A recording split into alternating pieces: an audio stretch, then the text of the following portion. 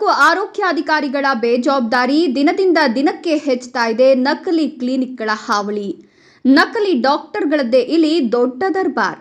ಶಿಡ್ಲಘಟ್ಟ ತಾಲೂಕಿನಲ್ಲಿ ಬಹುತೇಕವಾಗಿ ಹಲವು ಭಾಗಗಳಲ್ಲಿ ನಕಲಿ ಕ್ಲಿನಿಕ್ಗಳ ನಾಮಫಲಕಗಳು ದಿನದಿಂದ ದಿನಕ್ಕೆ ಹೆಚ್ಚಾಗ್ತಿರುವ ಕ್ಲಿನಿಕ್ಗಳು ಹಳ್ಳಿ ಭಾಗದ ಜನರ ಚಿಕಿತ್ಸೆಗಾಗಿ ಸರಿಯಾದ ಸಮಯಕ್ಕೆ ಪಟ್ಟಣದಿಂದ ನಗರಕ್ಕೆ ಹೋಗಲು ಬರಲು ಬಸ್ ಸೌಕರ್ಯ ಇಲ್ಲದಂತ ಹಳ್ಳಿ ಜನರಿಗೆ ಹತ್ತಿರದಲ್ಲಿರುವ ಯಾವುದೋ ಒಂದು ಕ್ಲಿನಿಕ್ಗೆ ಹೋಗಿ ಬರಲು ಅವಲಂಬಿಸಿರ್ತಾರೆ.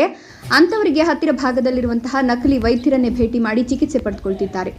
ಫಲಿಚರಲು ಗ್ರಾಮಸ್ಥರಿಂದ ಮನವಿ ಬಂದ ಹಿನ್ನೆಲೆಯಲ್ಲಿ ಪ್ರಾಥಮಿಕ ಮಾಹಿತಿ ಪಡೆಯಲು ಹೋದ ರಹಸ್ಯ ಕಾರ್ಯಾಚರಣೆಯಲ್ಲಿ ನಮ್ಮ ಗಮನಕ್ಕೆ ಬಂದ ನಂತರ ನಕಲಿ ವೈದ್ಯನು ಇರೋದಾಗಿ ತಿಳಿದು ಬಂದಿದೆ. ಅಲ್ಲಿಯ ಮೆಡಿಕಲ್ ಶಾಪ್ ಒಂದನ್ನು ಹಾಕೊಂಡು ಅದರ ಹಿಂದೆ ತಾನೇ ದೊಡ್ಡ ವೈದ್ಯನಂತೆ ವೈದ್ಯಕೀಯ ಸಲಕರಣೆಗಳನ್ನು ಹಿಡಿದು ಸ್ಟೆಥೋಸ್ಕೋಪ್ ಅನ್ನು ಹಾಕಿಕೊಂಡು ರೋಗಿಗಳಿಗೆ ಚಿಕಿತ್ಸೆ ಕೊಡೋದು ಕಂಡುಬಂತು.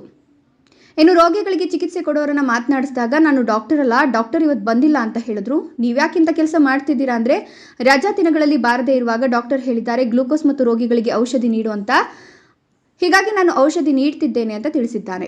ಇನ್ನು ಲಕ್ಷ್ಮೀ ವೆಂಕಟೇಶ್ವರ ಮೆಡಿಕಲ್ ಸ್ಟೋರ್ ಹಿಂಬದಿಯಲ್ಲಿ ನಾಮಫಲಕವಿಲ್ಲದಂತಹ ಒಂದು ಮನೆಯಲ್ಲಿ ರೋಗಿಗಳನ್ನು ಕರೆದುಕೊಂಡು ಹೋಗಿ ಚಿಕಿತ್ಸೆ ಕೊಡ್ತಿರುವ ದೃಶ್ಯಗಳು ಕೂಡ ಕಂಡುಬಂತು. ವೈದ್ಯೋ ನಾರಾಯಣ ಹರಿ ಎಂಬ ಮಾತಿನಂತೆ ಜನರು ವೈದ್ಯರ ಮೇಲೆ ನಂಬಿಕೆ ಇಟ್ಟು ಚಿಕಿತ್ಸೆ ಪಡಿತಾರೆ. ಆದರೆ ಗ್ರಾಮೀಣ ಭಾಗಗಳಲ್ಲಿ ಯಾವುದೇ ವೈದ್ಯಕೀಯ ಪದವಿ ಇಲ್ಲದೆ ತಮಗೆ ಇಷ್ಟ ಬಂದಂತೆ ನಾಮಫಲಕಗಳನ್ನು ಹಾಕೊಂಡು ಗ್ರಾಮೀಣ ಭಾಗದ ಜನರ ಜೀವನದ ಜೊತೆ ಚೆಲ್ಲಾಟವಾಡ್ತಿದ್ದಾರೆ. ಜ್ವರ, ನೆಗಡಿ, ಕೆಮ್ಮು, ನೋವು, ಕಾಯಿಲೆ ಯಾವುದೇ ಆರೋಗ್ಯ ಸಮಸ್ಯೆ ಬಂದರೆ ಮೊದಲು ಹೋಗೋದೇ ವೈದ್ಯರ ಬಳಿ. ಆದರೆ ಅಂತಹ ವೈದ್ಯರು ರೋಗಿಗಳಿಗೆ ಸೂಕ್ತ ಚಿಕಿತ್ಸೆ ಕೊಟ್ಟು ಹೊಸ ಜೀವನಕ್ಕೆ ದಾರಿ ತೋರಿಸುವರೇ ಈ ರೀತಿ ಮಾಡಿದ್ರೆ ಎಷ್ಟರ ಮಟ್ಟಿಗೆ ಸರಿ? ದುಡ್ಡು ಕೊಟ್ಟು ನಕಲಿ ಸರ್ಟಿಫಿಕೇಟ್ಗಳು, ನಕಲಿ ಬೋರ್ಡ್ಗಳನ್ನು ಹಾಕೊಂಡು ಚಿಕಿತ್ಸೆ ಕೊಡುವ ನಕಲಿ ವೈದ್ಯರಿಗೆ ಅನುಮತಿ ಯಾರು ನೀಡಿದ್ದಾರೆ ಎಂಬುದು ಜನಸಾಮಾನ್ಯರಲ್ಲಿ ಕೇಳಿ ಬರ್ತಿದೆ.